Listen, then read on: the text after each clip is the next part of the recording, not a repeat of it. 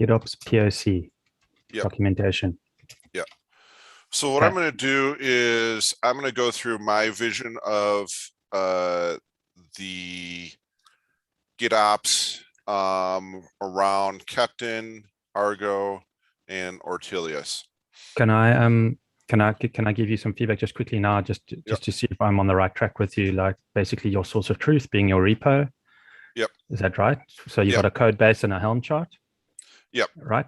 And your Argo is looking at your Helm chart, obviously for any changes. Correct. Okay. And then Ortelius is like the grand conductor of the orchestra. He is basically all these changes and versions that are being pushed and pulled is being recorded. What does Captain do? Sorry, just to quickly ask you, where does that fit in? So Captain's going to do the build piece. So it's is it a build pipeline? Is it a type of build pipeline? It's an event-driven pipeline. Okay. So it's a pipeline tool. Okay. Yeah. Okay. Oh, that makes sense.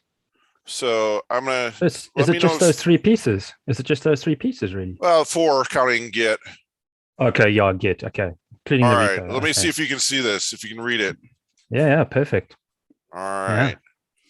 So we have... we're going to have Git here. Yep. And we're going to have a developer checks in source code. And that's going to then trigger Captain to build. So we do our build and push. Right. So this is now at this point we have our image right here. This is our image. Is that being stored? Where's the image being stored? Is in key?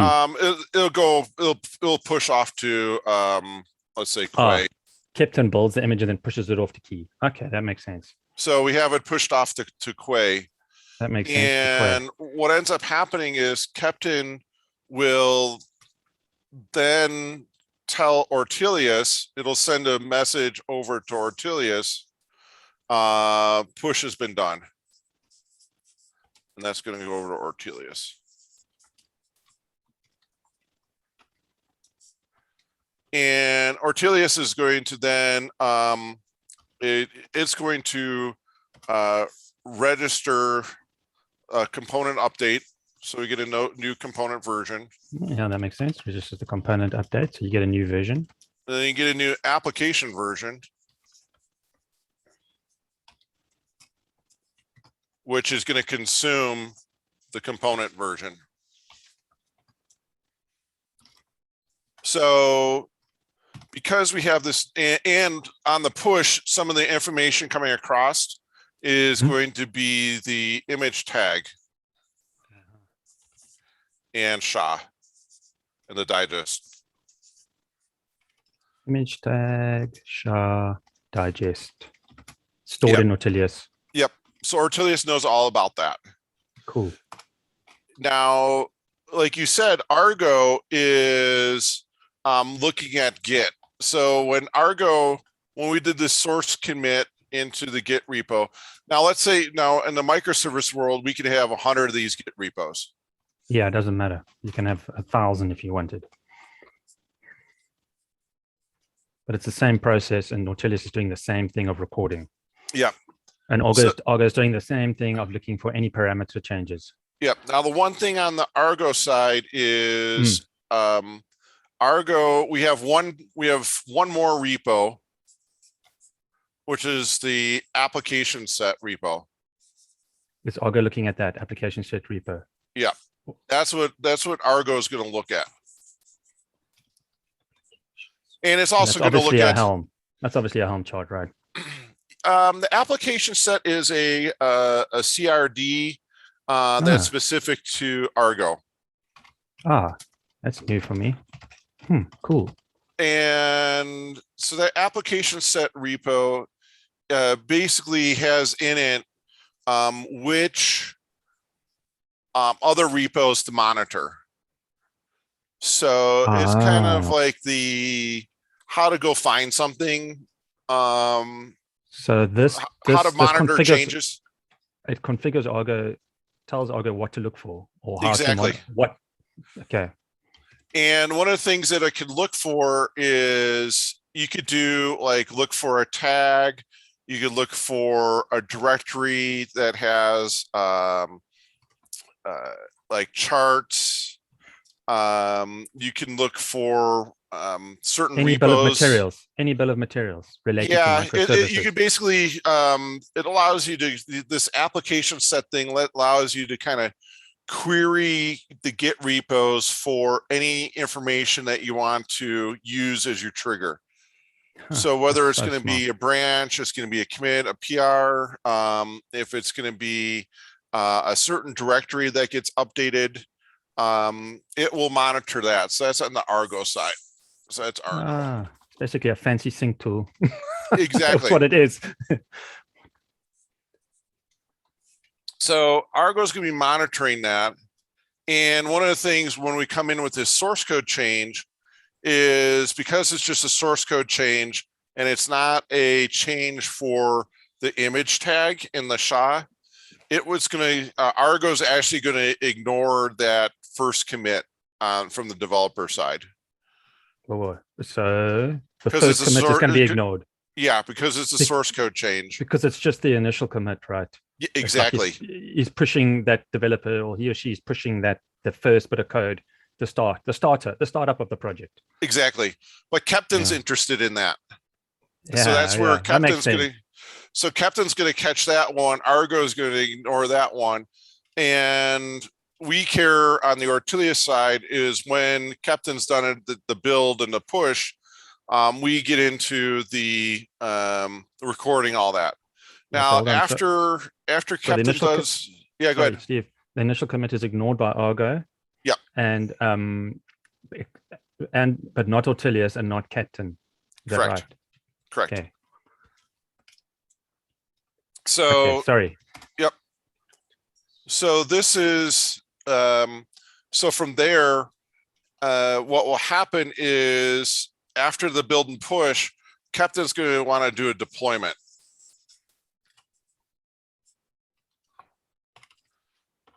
And it's going to talk to Ortelius to do the deployment. So it sends another event. It's going to come down here, Ortelius deploy. So Ortelius records all these events happening. Also records all these events. Yep.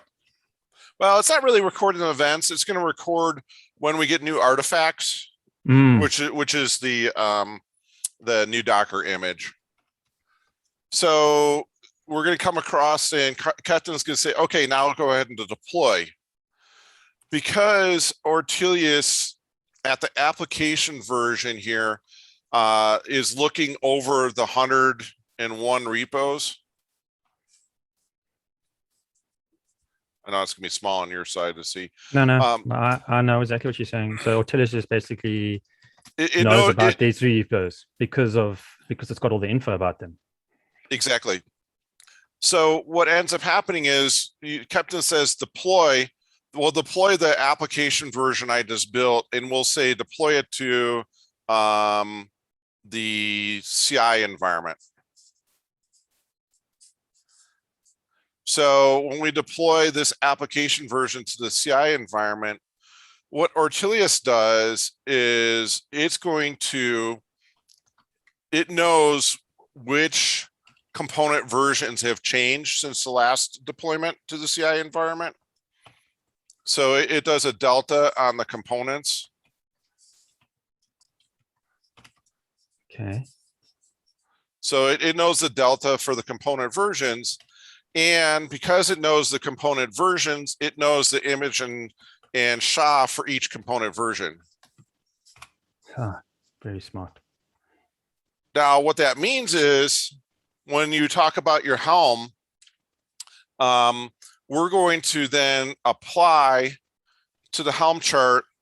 That SHA then gets applied to the Helm charts, specifically the values file.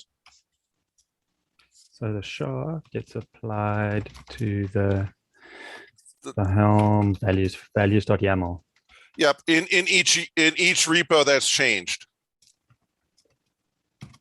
Yeah, otherwise how's that repo gonna know? How's Argo gonna know otherwise what's changed otherwise, right? Right. So because we know which component versions have changed, we know which values need to be applied. Now, what ends up happening is we go back to these repos and we start updating them again. And we're going to be pushing that new values file for each component version into each repo that's been updated. Push the new values file to each of the microservice repos. To each of yeah, that makes sense to match each microservice repo. Well, yeah, so it goes back to the repos now and it updates them again and pushes the new values file to each of the microservice repos. Yeah, that makes sense. Yeah. Now, what ends up happening is when we do that, we want Captain to ignore that because we don't want another build to happen, because if we do, we'll end up in this infinite loop of building and pushing forever. Yeah, it'll just go run and run and run. Yeah. So this time around, when we update the values file, Captain is going to ignore the values file update and skip doing its build, but Argo is going to be interested in that. Okay, you want Captain to ignore the values file, otherwise infinite loop. Exactly. But Captain, I mean, Argo is going to be very interested in that. And Argo is going to then is going to do its work. It's going to recognize that there's a new values file out there, and it has to now start updating the Kubernetes clusters. New. It's clusters. Cool. Now, one thing that we have to do is we have to know when Argo is completed. So Argo is going to have to send an event back to Ortelius to the deployment process on a completion. Now that makes sense, because you need to know, hey, the cluster's been updated now with these new values. You need to know about that. Right. So we just want to make sure that we record that it was successfully or if it failed, that what happened. So Argo will send an event back to Ortelius saying, for this values file that you just had me update, I completed it as part of that. And that kind of wraps up our process for like a CI event. Now, the cool thing is, once we know it's been completed, we will send another event back to Captain that says deployment done. And Captain can then go on with its other events. I'm not going to get into much detail, but it has like a quality gate. So the next step would be quality check. Quality is like a quality gate, right? Yeah, to see if like everything worked correctly. Yeah, does that also check your packages for any, it's not security, is it security too, right? You're checking whether the dependencies are healthy, they're the right versions, or yeah, some of that vulnerability will happen earlier on, like at the build phase, scanning for bad code, CVEs, that could happen earlier. Yeah. That's why Captain's kind of handy, because you can plug and play. The quality gate's more like, okay, we just deployed. Did the thing crash? Okay, so quality gate makes sure that the app is stable. Exactly. App stability, it's kind of almost like a monitoring the process type of thing in the application. Tells you what's going on. Exactly.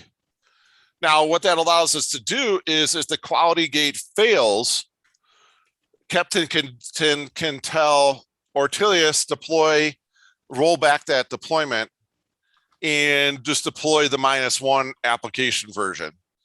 And what will happen is when we say go deploy the -1, Ortelius will go and update the repos again with the values file from the -1 version, and we go through this whole process again with the quality gate check and Argo keeping everything in sync. So Captain has a quality gate built into it, right? Because it's got a plugin.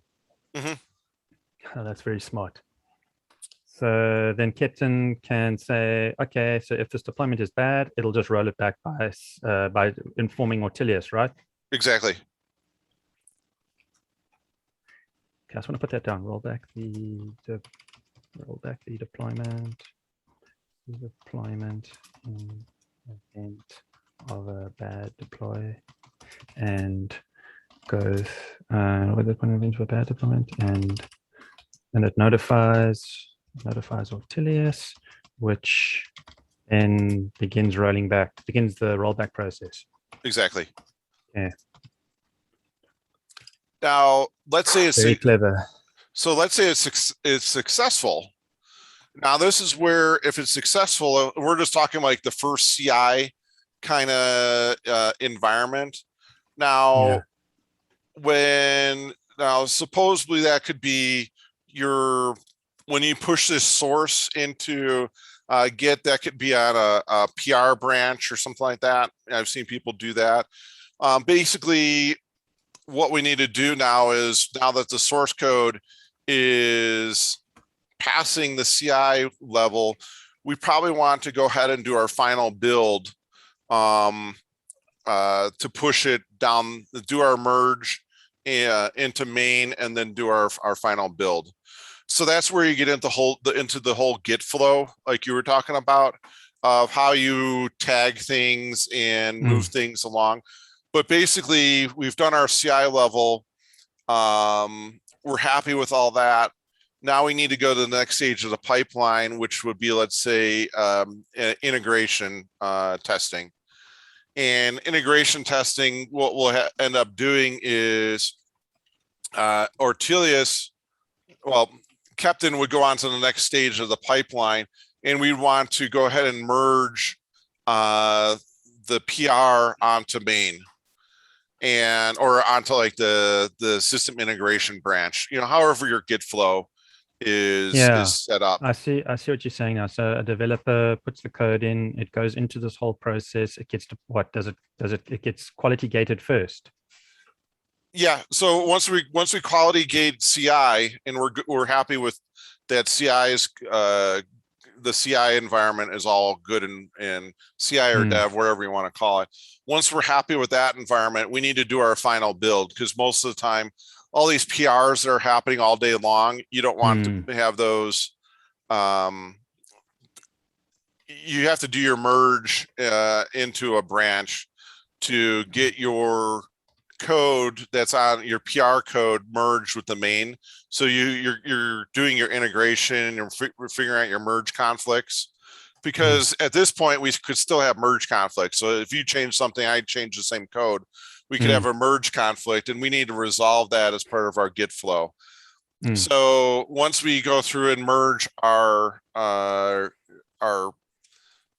coding change to either like a well-known branch or into main, that's where we'll do our last build, and then that's when we start over again. So yeah, I see what you're saying. So can I just recap quickly? So it's so when you've got nothing, it goes in, right, and it goes through its process, but you say certain things will be, some part of the process will be ignored by, which one was it again? One of them will, right in the beginning, Argo ignores it, because obviously this is the first change, and then it goes through the process. Captain does its thing, right?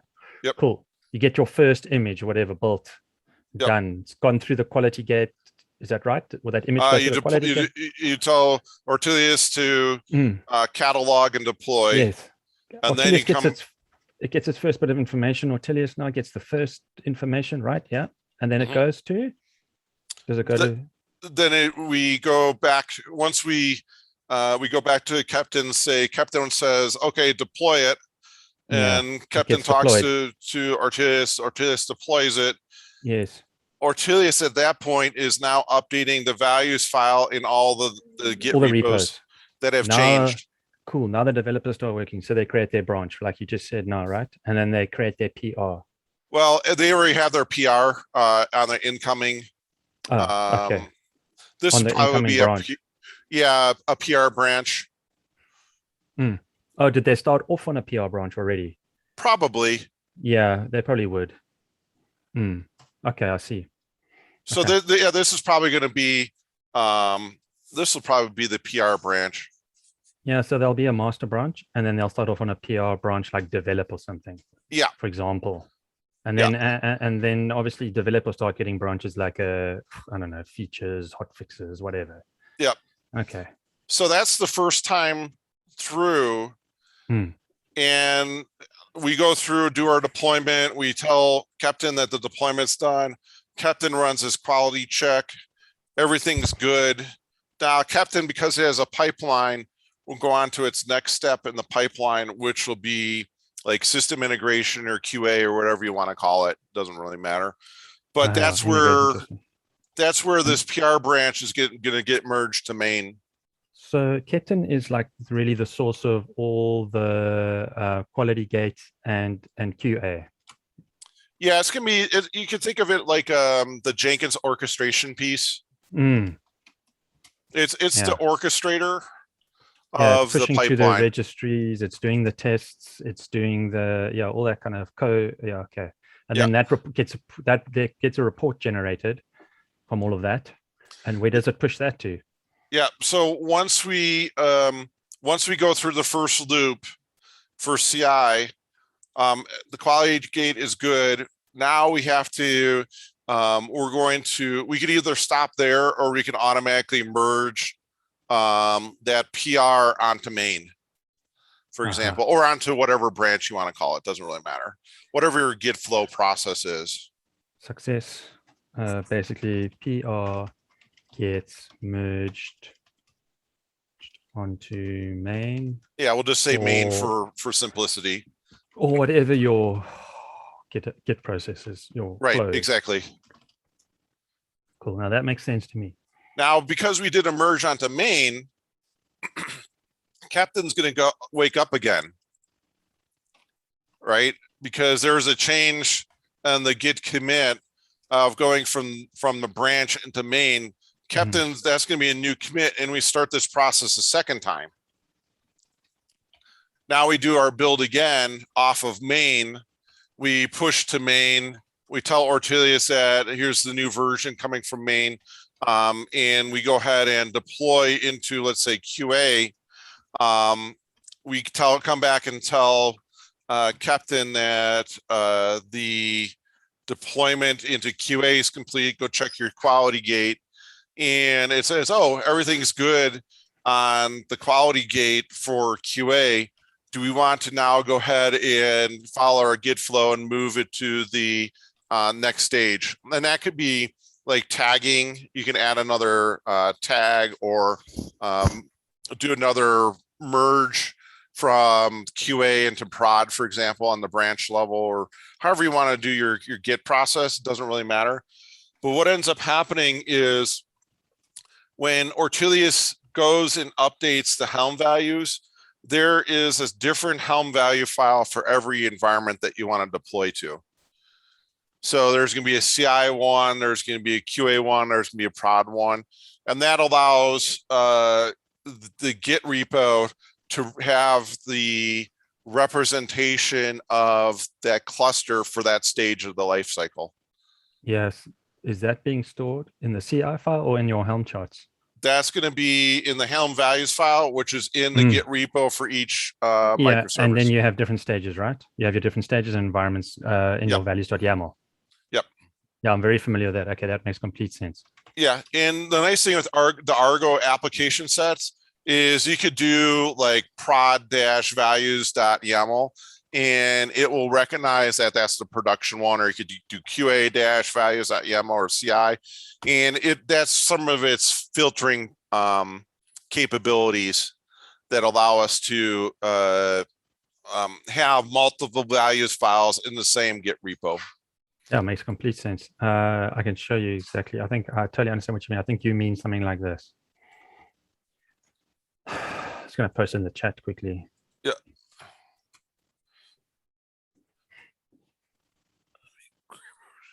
That's some values. Exactly. Okay. Well, they would actually, because of the application sets, you can set up different values file for each stage. Yeah, I have that too, like this.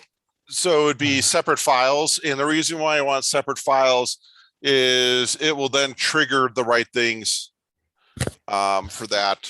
I can't show you. How do I paste it? Oh, yes, I'll paste it in Discord. I think you have it like this. I just want to make sure you're using that process that I understand too. Yep, exactly. Exactly. Okay, perfect. I understand that. Yep. So that's what Ortelius is doing is when it goes to deploy each one of those values files you just showed me in Discord, it's because it knows the image tag and SHA, it's going and updating those values files, checking them back in, committing them, which causes Argo to go ahead and take off and do its work. And Argo knows exactly which environment to deploy or stage to deploy in. Yeah, that's all in this application set repository, how to, what the cluster names are. That's where that's how, okay, so that's how where it gets its naming from and its understanding from. It gets it from that. Yeah. That's your source of like kind of like microservice infrastructure, really.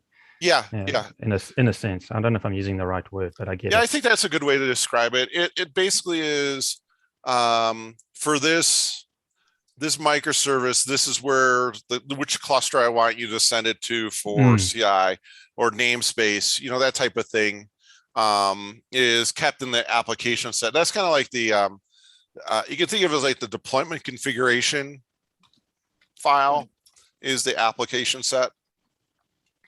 Oh, yeah, it's the deployment. It's like the deployment file in Kubernetes, really. Is that right?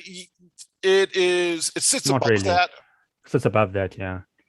So it knows about all the different deployments that need to happen across your pipeline for this application that we're working with.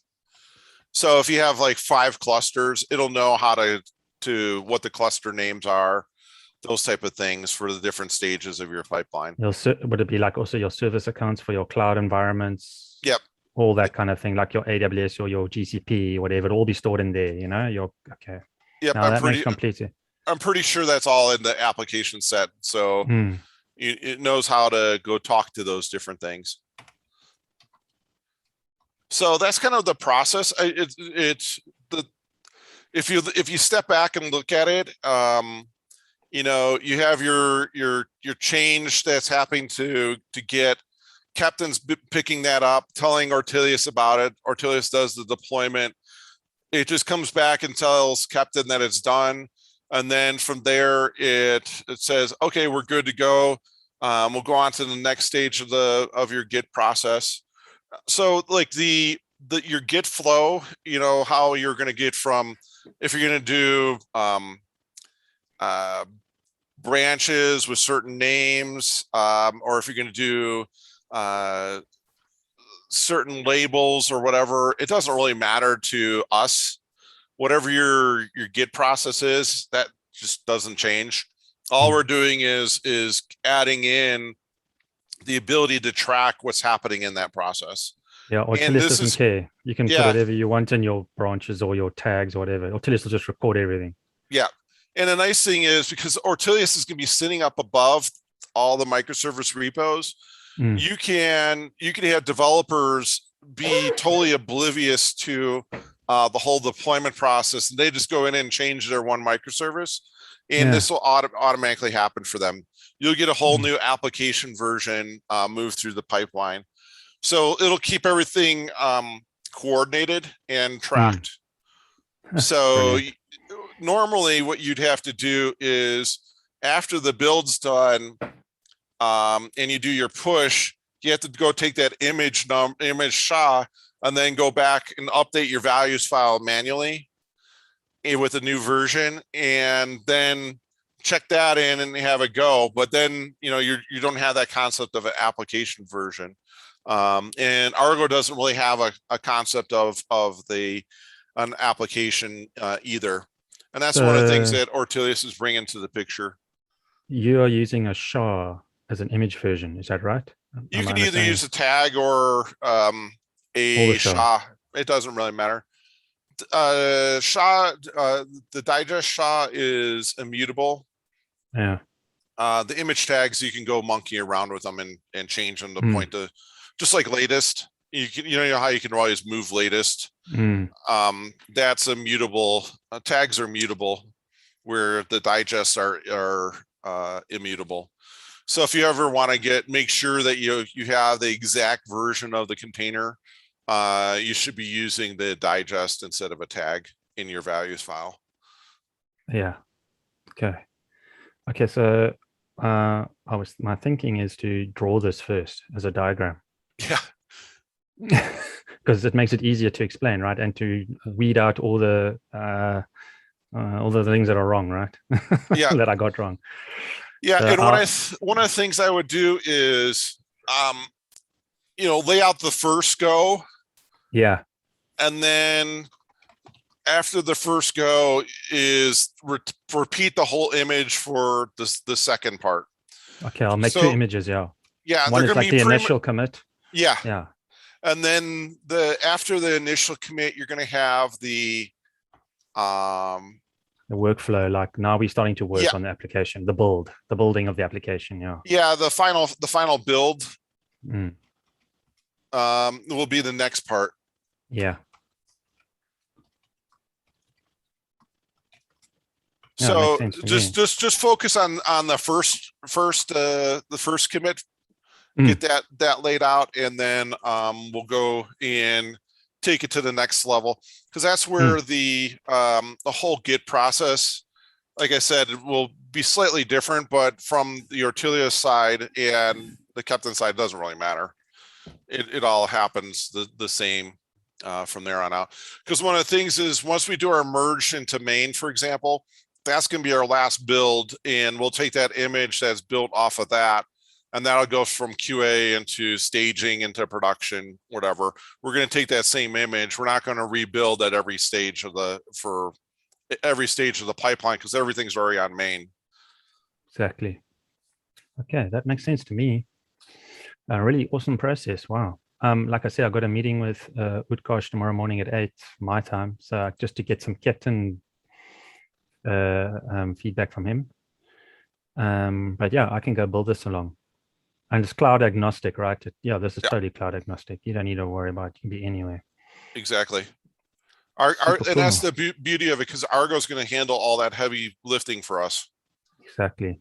It's super cool, man. Hey, all right, thanks. I gotta run to another meeting. See you later. All right.